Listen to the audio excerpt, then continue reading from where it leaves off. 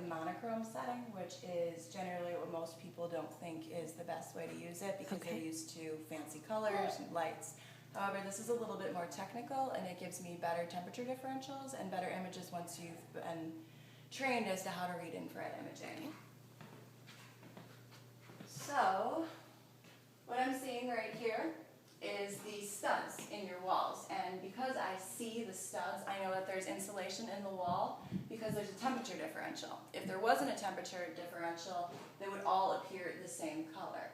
As such, I know that the insulation is in between the studs because the studs are darker. The darker the color, the colder the temperature.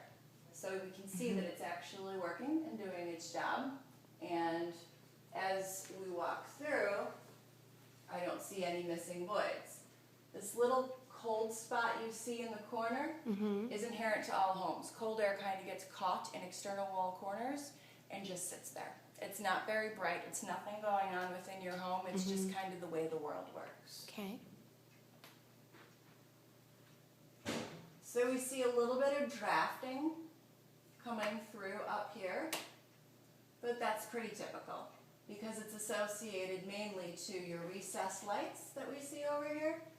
And the reason there's drafts around them, and maybe not necessarily drafts, I see a temperature differential, is what I mean. And that is typical and necessary because it's actually a bad idea to ever insulate around a recessed light because it is a fire hazard. So for the most part, people will build airtight enclosures to keep the heat from escaping through them, but not having insulation on top of them, because you never want to go ahead and put anyone's lives in danger.